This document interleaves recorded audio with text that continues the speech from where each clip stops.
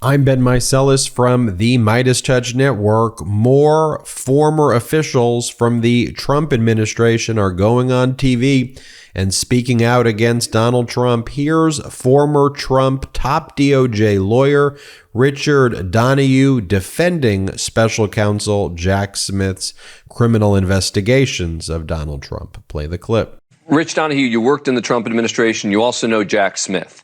It sounds like Leader McCarthy is basically saying Jack Smith is corrupt and has been politically corrupted. What do you make of that?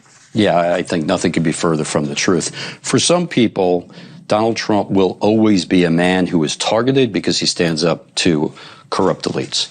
And for others, he will always be Benedict Donald, a leader who puts his own interest above the country's. Those people will never be convinced either way. But what we have to focus on are the people who have not made up their minds, and that's what the Justice Department will do, and that's what I think Jack Smith is doing. I don't think he is political. He is not left-wing. He is not an agent of the deep state. His politics would put him right of center, I believe. And look, he secured the first capital sentence in New York in more than 50 years.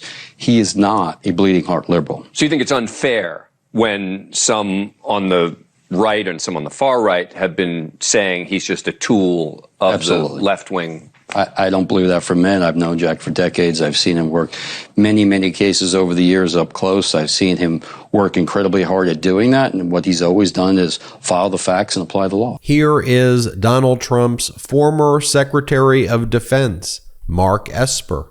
Play the clip. I don't plan on endorsing anybody. I said that I wouldn't support Donald Trump. I don't think he's fit for office because he puts himself first, and I think anybody running for office should put the country first, and they should abide by their oath and do a number of other things. Look, there's a crowd of about 12 or so Republican candidates beyond Trump. I think at least half of them are very credible. Any of those 6 or so could beat President Biden if they become the nominee. And what I'm looking for, and I'm willing to assist any one of them, help them. I'm looking for somebody who puts the country first, who will abide by their oath, who will advance traditional Republican policy objectives, and who will bring the Republican Party together, grow the party, and win elections. You have to win elections, and Donald Trump has not been able to win elections, whether they are House, Senate, or White House. And so that's what Republicans need to do. We've showed many clips of Chris Christie, who was used to do debate prep for Donald Trump and used to be supportive of Donald Trump. And here's one of the more recent clips of Chris Christie going on Newsmax and saying that Donald Trump did not preserve and protect and defend our Constitution. Play the clip. Do you think Donald Trump had an interest in inciting the overthrow of the American government that day? But quite frankly, I don't think he cared one way or the other, Eric. I think what he wanted was to stay in office. And I don't think he cared one way or the other what was going to happen. In fact, if he really did care, he would have done what he said he was going to do. When he stood on the ellipse, he said, let's march up to the Capitol together, and I'm going to go with you. He went nowhere near it, Eric. He didn't care what was going to happen up there. He sent people up there to put pressure, I believe, on Mike Pence and on members of Congress to stall the peaceful transition of power. And he said as much later on when he said that it's okay to suspend the Constitution. You can't take an oath, Eric, to say you're going to preserve, protect, and defend the Constitution and then say it's okay to suspend it. Jewelry is having a big moment right now, and with hundreds of products popping up in your feed every day, it can be hard to find a brand you trust. Alex and Ani has been creating meaningful jewelry for over 20 years, designing pieces that connect you with all of life's important moments. With an emphasis on value, there's truly something for everyone. You might be most familiar with their signature charm bangle. This bracelet literally created the category of meaningful jewelry and had you stacking charms from your wrist to your elbow. This piece is an icon for a reason. Completely size inclusive, each bracelet is adorned with a symbol designed to tell your story and express your unique style. Beyond the bangle, you'll find stylish, affordable jewelry for every occasion, from classic pieces to bold statement looks. Don't know where to start? Alex and Ani makes it easy to unpack the trends you're after and sprinkle in your personality too. Each piece comes with a personalized message and meaning, truly making it the perfect gift. You can take comfort in knowing that you're shopping with a socially conscious brand as well. To date, Alex and Ani has donated over $60 million to nonprofits worldwide, connecting fashion and philanthropy in an easy, fun, affordable way. Visit alexandani.com right now to discover the confidence that comes with a perfectly accessorized piece of jewelry. Right now, Alex and Ani is offering our audience 20% off with code Meidas at checkout.